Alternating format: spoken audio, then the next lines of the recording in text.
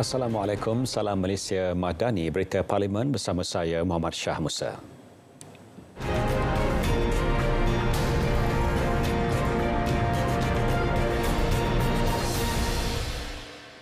Kerajaan menetapkan supaya Bernas melaksanakan obligasi sosial bagi pihak kerajaan bernilai 3.2 bilion ringgit dalam sesi penggulungan. Menteri Pertanian dan Keterjaminan Makanan Dato' Seri Mohamad Sabu berkata ia meliputi pelbagai program dan insentif di sepanjang rantaian nilai industri bagi tempoh perjanjian konsesi baharu.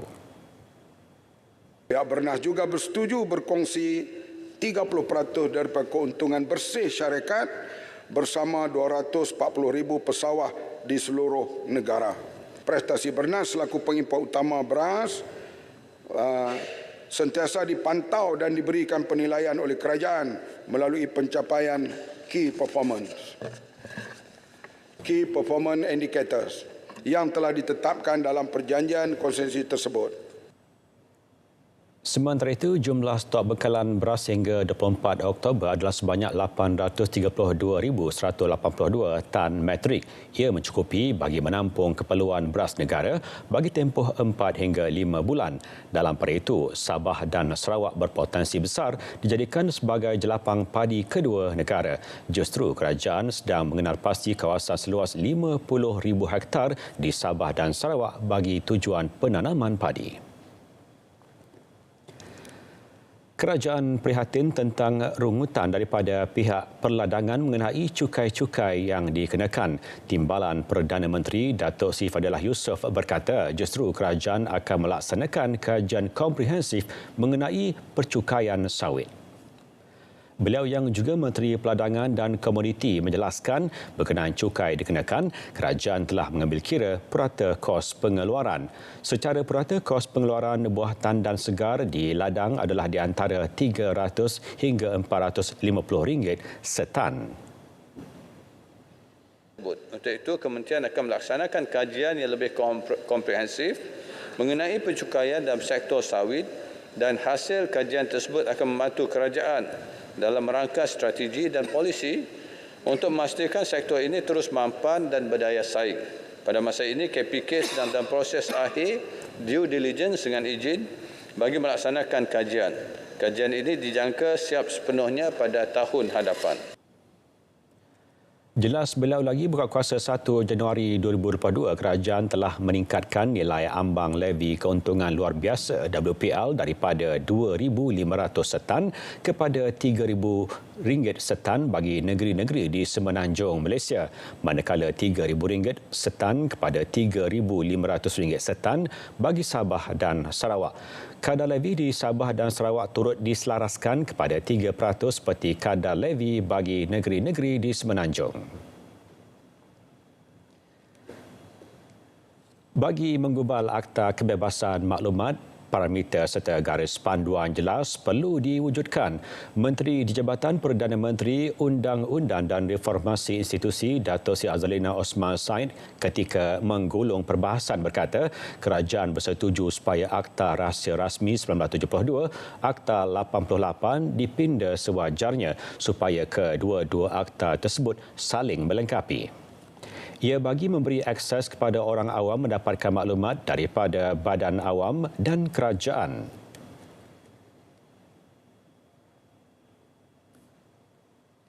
Jadi perlunya satu balancing act di mana Akta Rahsia Rasmi kemungkinan dipinda supaya Akta Pemberi Maklumat mempunyai skop yang lebih luas.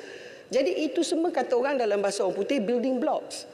Jadi kita tidak boleh hanya datang ke parlimen membuat pindaan sewenang-wenangnya tanpa membuatkan libat urus bukan saja dengan ahli-ahli politik ataupun wakil rakyat di sini dua-dua blok, tetapi juga pada agensi-agensi terlibat yang akan melaksanakan perkara tersebut.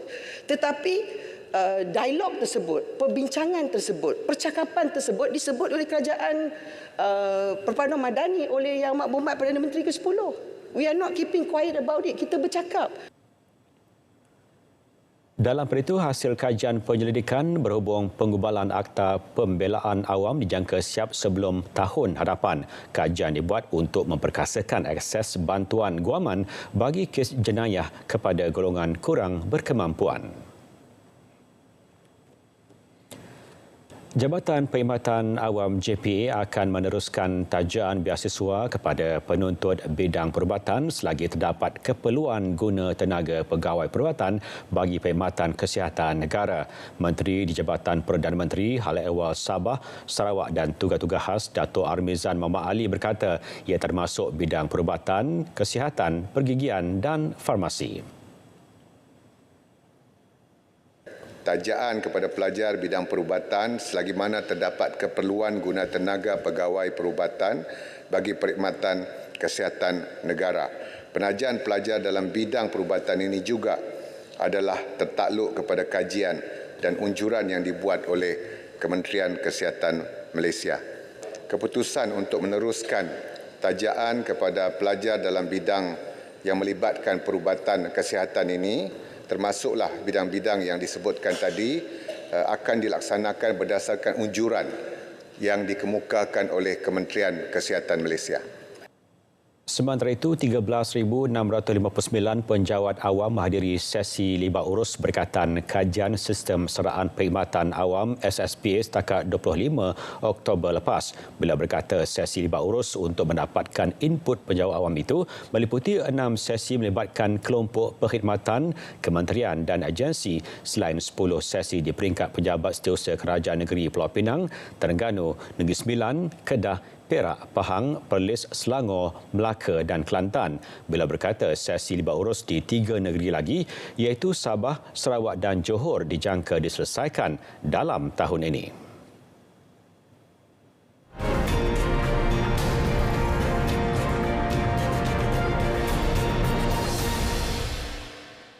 Kesiapsiagaan menghadapi bencana terutama monsun Timur Laut, platform pengurusan maklumat Geospatial Pertahanan DGIM dibangunkan Jabatan Ukur dan Pemetaan melibatkan pengintegrasian data khas dalam aplikasi sistem maklumat geografi. Platform ini merupakan pengintegrasian data spesial dalam aplikasi Geographic Information System GIS merentasi pelbagai kementerian dan agensi yang berupaya untuk mewujudkan Joint Common Operating Picture JCOP bagi tujuan pengurusan bencana. Ia juga akan berfungsi sebagai pangkalan data berpusat terbuka Open Centralized Database sebagai Malaysia dan Turki telah memulakan perbincangan dua hala berkaitan teknologi angkasa menerusi Agensi Angkasa Malaysia dengan kerjasama Malaysian Industry Government Group for High Technology ataupun MIGH. Kerjasama meliputi perkongsian kepakaran dan pembangunan bakat bagi melahirkan tenaga mahir tempatan dalam teknologi pembuatan satelit. Ke arah itu, MIGH telah menubuhkan Malaysian Space Industry Corporation bagi menghimpunkan pemain industri angkasa tempatan. Sehingga kini sebanyak 10 syarikat teknologi angkasa tempatan telah bergabung membentuk MASIK dengan matlamat mewujudkan ekosistem industri angkasa yang dinamik yang mempromosikan keupayaan angkasa Malaysia di samping menarik pelaburan, bakat dan perkongsian dari seluruh dunia. 13 lokasi penempatan di Zon Selamat Pantai Timur Sabah, S-Zone dilengkapi Coastal Surveillance System CSS bertujuan melindungi serta mengawasi keselamatan kawasan pesisir. Ia meliputi pesisiran Kudat iaitu bahagian utara S-Zone hingga ke Tawau. Ketika ini, 8 radar baru selesai menjalani kerja naik taraf pada September lalu melibatkan radar CSS 1206.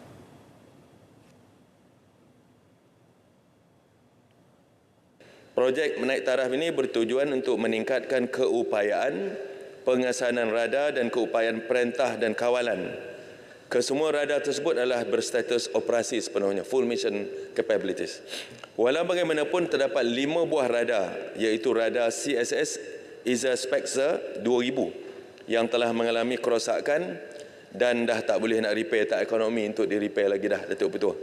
Kesemua peralatan radar CSS ESA Spexer 2000 tersebut telah pun kita decommission, kita tanggalkan untuk proses pelupusan.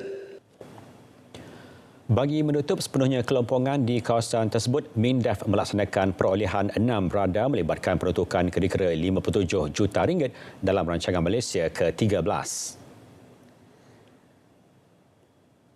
Dalam perkembangan lain, MINDEF kini dalam proses perolehan 2 pesawat Maritime Patrol Aircraft MPA dari Itali. MPA berkeupayaan mengesan keberadaan kapal selam dalam kawasan Laut Cina Selatan, khususnya di wilayah Sabah.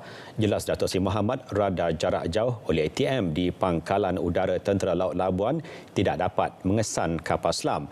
Selain hanya untuk meninjau ruang udara yang kini lebih menghala perairan Laut Cina Selatan yang menjadi sibuk sejak kebelakangan ini. 7 laporan Ketua Audit Negara LKN telah dibentangkan melibatkan pengauditan di peringkat persekutuan dan negeri pada 2020 hingga 2021. Pengauditan melibatkan 24 isu pelbagai kementerian, agensi serta jabatan di peringkat persekutuan dan negeri membabitkan ketirisan kehilangan wang awam serta pembaziran yang serius. 12 isu selesai disiasat. Manakala 12 isu lagi masih dalam siasatan melibatkan siasatan 5 isu oleh SPRM, 6 isu oleh PDRM dan 1 isu oleh Malaysia Competition Commission. Berdasarkan siasatan yang telah dilaksanakan sehingga kini, seorang penjawat awam telah dituduh di mahkamah pada 16 April 2023 di bawah Seksyen 23(1) Akta MACC 2009 yang boleh dihukum di bawah Seksyen 24 dan 25 orang penjawat awam dikenakan tindakan tata tertib. Beliau mencadangkan LKN perlu dibentang secara berkala kepada jemaah menteri supaya setiap isu diambil tindakan lebih berkesan. Syarikat asing dibenarkan menjadi pemaju perumahan di negara ini berdasarkan peruntukan undang-undang mengikut Akta Pemajuan Perumahan, Kawalan dan Pelesenan 1996, Akta 118. Syarikat itu mesti berdaftar dengan Suruhanjaya Syarikat Malaysia. Syarat lain jelas Timbalan Menteri Pembangunan Kerajaan Tempatan Akmal Nasrullah Muhammad Nasir, syarikat pembinaan perlu mempunyai modal berbayar tidak kurang RM250,000 seperti mana diperuntukkan akta itu.